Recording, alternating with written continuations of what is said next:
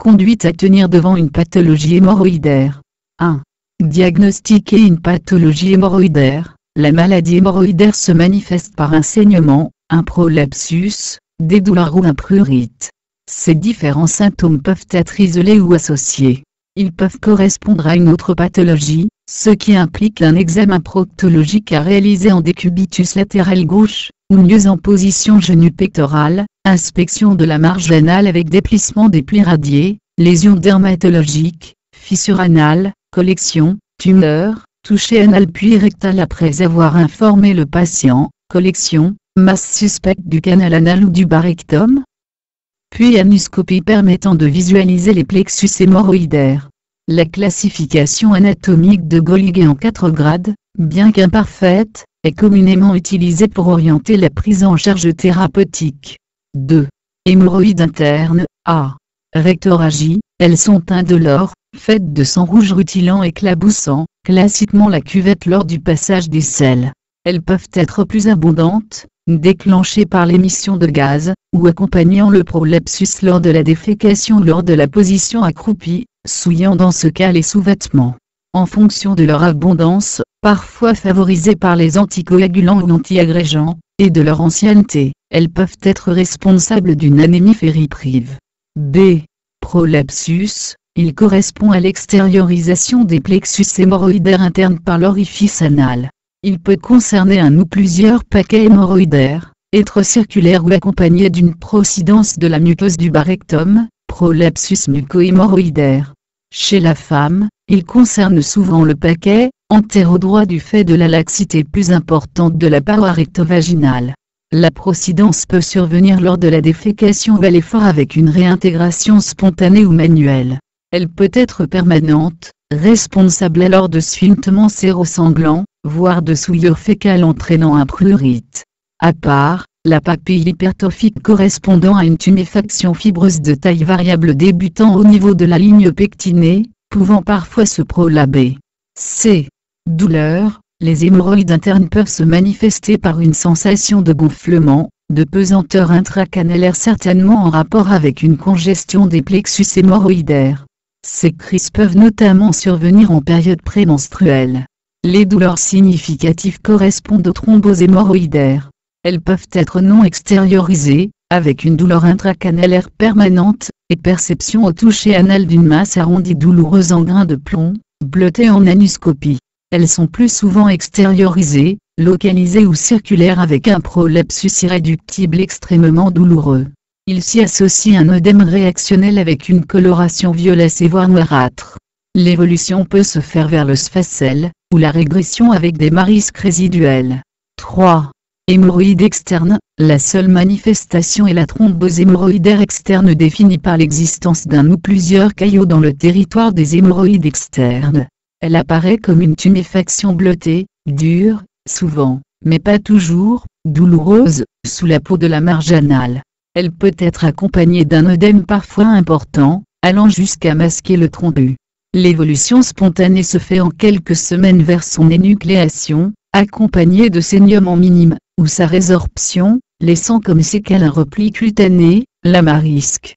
Ces marisques sont parfois volumineuses, gênant l'essuyage, responsables d'un prurite et de gonflement prémenstruel.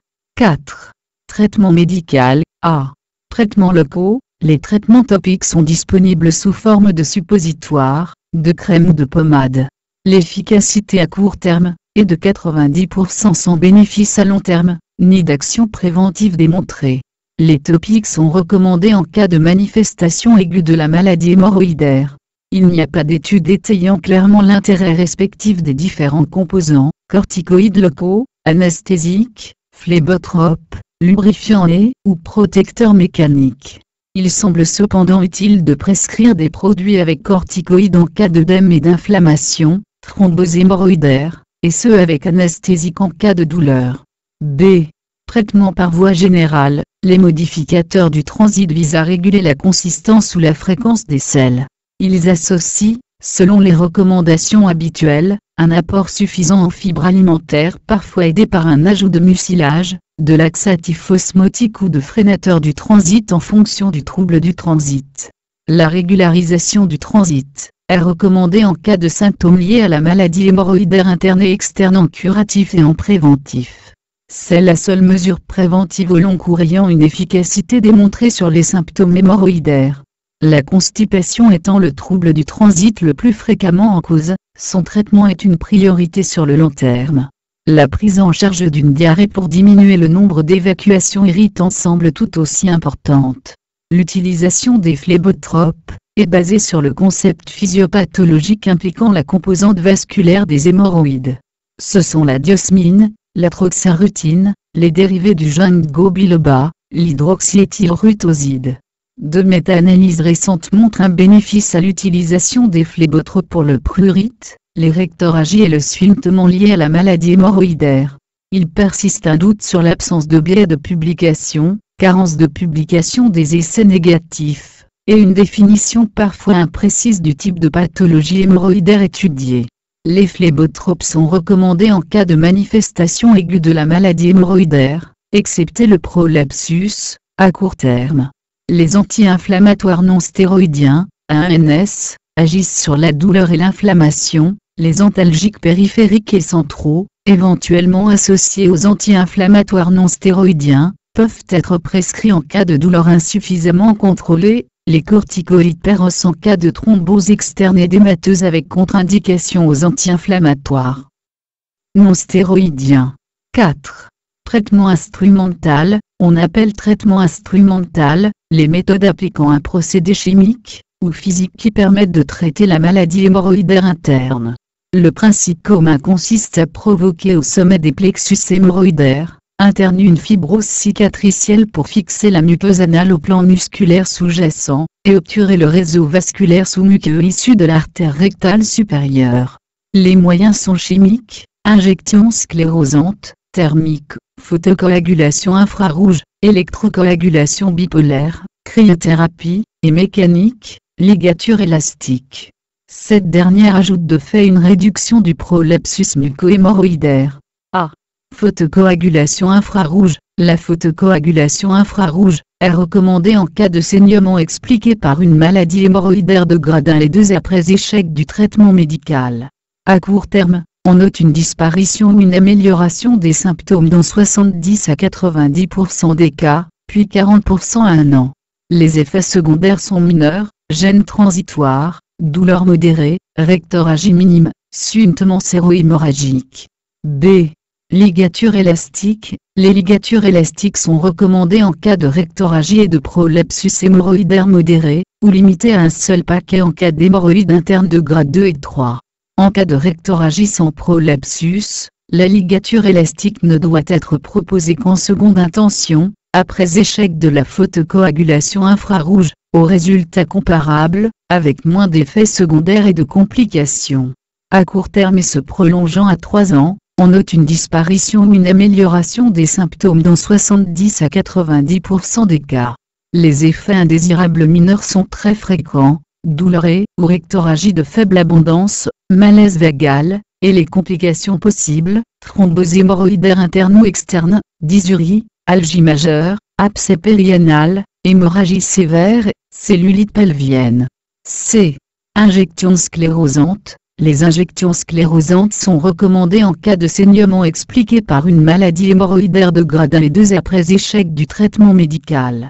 À court terme, on note une disparition ou une amélioration des symptômes dans 70 à 90% des cas, puis 28% à 2 ans. Les complications sévères et les séquelles sont rares, douleur modérée, rectorragie minime, suintement, complications infectieuses graves. D. Cas particulier, une maladie inflammatoire intestinale active, et une suppuration anopérinéale, sont des contre-indications aux traitements instrumentaux. En cas de grossesse et d'immunodépression sévère, les ligatures élastiques et les injections sclérosantes sont contre-indiquées. Le traitement instrumental est considéré comme à risque hémorragique faible selon les recommandations de bonne pratique. De ce fait, l'aspirine n'a pas besoin d'être interrompue. Les anticoagulants, les autres antiagrégants plaquettaires, et une coagulopathie sévère, augmentent le risque de saignement. Autres traitements instrumentaux, la faible diffusion et la pauvreté des données de la littérature, ne permettent pas d'apprécier correctement l'efficacité sur les symptômes, ni l'importance des effets indésirables. La cryothérapie utilise le froid pour obtenir une nécrose du tissu muco-hémorroïdaire. Les effets secondaires sont fréquents, liés au mode d'action imprécis sur l'extension en profondeur des lésions induites, suintement anal quasi constant, douleur, rectorragie importante. L'électrocoagulation bipolaire a une efficacité sur les saignements comparable à celle de la photocoagulation infrarouge, mais moins bonne que celle des ligatures élastiques, et au prix d'effets indésirables, et de complications plus importants. 5. Traitement chirurgical. Le traitement chirurgical est indiqué en cas d'échec du traitement médical ou instrumental. Il peut parfois être indiqué d'emblée. Les 3 principales méthodes sont l'hémorroïdectomie pédiculaire, technique de référence, l'hémorroïdopexie circulaire, et la ligature artérielle guidée par Doppler associée ou non à une mucopexie, alternative mini-invasive. A. Hémorroïdectomie pédiculaire. Elle consiste à resséquer le tissu hémorroïdaire selon les 3 axes anatomiques artériels en préservant des ponts cutanés au muqueux entre les plaies opératoires. Il existe des variantes techniques selon le traitement des ponts, l'ajout d'une anoplastie muqueuse postérieure, le mode de traitement des plaies opératoires, qui peuvent être fermées ou laissées ouvertes. L'hémorroïdectomie pédiculaire est recommandée quel que soit le grade de la maladie hémorroïdaire. Elle peut être indiquée d'emblée en cas de complications aiguës, polythrombose hyperalgique ou nécrotique résistant au traitement médical, d'anémie sévère et de maladie hémorroïdaire de grade 4. Elle est efficace sur tous les types de manifestations liées à la maladie hémorroïdaire, thrombose, prolapsus, hémorragie. La complication la plus fréquente est la douleur post-opératoire, qui doit être distinguée de celle survenant à la première selle. Elle est surtout diminuée jusqu'à la 24e heure grâce aux infiltrations ou blocs pudentes pratiqués en début d'intervention avec des agents à demi-vie longue. Les autres complications sont le fécalome, 2%, la rétention urinaire, nécessitant un sondage urinaire dans 0,5% à 53% des cas, les suppurations locales, 0,5%, les marisques, d'1 à 21%, le retard de cicatrisation, l'hémorragie, 8,5% avec un geste d'hémostase dans moins de 4% des cas, et l'exceptionnelle gangrène de Fournier. Les séquelles possibles sont la sténose anale, moins de 4%, l'incontinence anale, de 2 à 12%, le plus souvent passive au gaz, parfois au sel liquide, le suintement. La chirurgie des hémorroïdes pendant la grossesse et dans le postpartum immédiat est à réserver aux complications sévères, thrombose hyperalgique ou nécrotique, anémie aiguë, les résistants au traitement médical, qui reste le traitement de première intention. Au cours des maladies inflammatoires chroniques, il est proposé de n'opérer qu'en dernier recours, uniquement en phase quiescente, en l'absence d'atteinte anorectale évolutive et de suppuration, en privilégiant les gestes partiels monopédiculaires. Les progrès actuels réalisés en matière de traitement antirétroviraux rendent possible la chirurgie hémorroïdaire lorsqu'elle est nécessaire chez les malades infectés par le VIH en bon état général. Il n'y a pas de données dans la littérature concernant les patients immunodéprimés. Le risque hémorragique après chirurgie anale sous anticoagulants et antiagrégants est toujours à mettre en balance avec celui cardiovasculaire lié à l'arrêt des anticoagulants. L'hémorroïdectomie est un geste à risque modéré, pouvant être réalisé avec la poursuite du traitement par aspirine, lorsque l'état cardiologique l'impose. B. Hémorroïdopexie agrafée, ou anopexie, circulaire. Elle consiste à resséquer une collerette muqueuse circulaire au sommet des hémorroïdes internes avec une pince mécanique, qui assure dans le même temps la résection et une suture mucomuqueuse par agrafage circulaire. L'hémorroïdopexie agrafée circulaire est une alternative à l'hémorroïdectomie pour la maladie hémorroïdaire interne symptomatique de grade 2 et 3. Du fait de son mode d'action, l'hémorroïdopexie n'est pas indiquée en cas d'hémorroïde externe. Comparativement à l'hémorroïdectomie conventionnelle, l'hémorroïdopexie expose globalement à plus de symptômes à long terme qu'après hémorroïdectomie. Le risque relatif de récidive de prolapsus après hémorroïdopexie circulaire est compris entre 3 et 5 dans le suivi à long terme. Le taux global et le taux spécifique des complications, qu'elles soient immédiates, rétention urinaire, thrombose, hémorragie, ou tardive, sténose, incontinence, urgence, sont identiques avec l'hémorroïdectomie pédiculaire et l'hémorroïdopexie circulaire. La douleur post-opératoire précoce après hémorroïdopexie est moins élevée qu'après hémorroïdectomie. Il existe des complications spécifiques à l'hémorroïdopexie, exceptionnelles, qu'il faut connaître: perforation rectale, hématome périrectal nécessitant une reprise chirurgicale en urgence. Il faut respecter les règles usuelles de la chirurgie hémorroïdaire quelle que soit la technique employée concernant la femme enceinte, le patient immunodéprimé, le patient atteint de maladies intestinales inflammatoires, de troubles de la coagulation, sous traitement agissant sur la coagulation. C. Ligature artérielle guidée par Doppler, DGHLL pour Doppler guided hemorrhoartery ligation. La ligature artérielle a pour but de désartérialiser les hémorroïdes en diminuant de façon sélective le flux artériel des plexus hémorroïdaires. On y associe souvent une mucopexie ou recto-anal repère, rare, qui fixe le plexus hémorroïdaire prolabé. Au lieu d'exciser les hémorroïdes, le principe est donc de diminuer leur taille, et de restaurer les rapports anatomiques des plexus hémorroïdaires dans le canal anal. Elle est recommandée en cas de maladie hémorroïdaire interne de grade 2 et 3 symptomatique.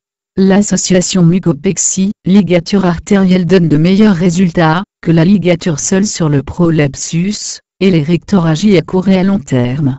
Associée à la mucopexie, elle peut être proposée en alternative à l'hémorroïdopexie. Du fait de son mode d'action, elle n'est pas indiquée en cas d'hémorroïde externe.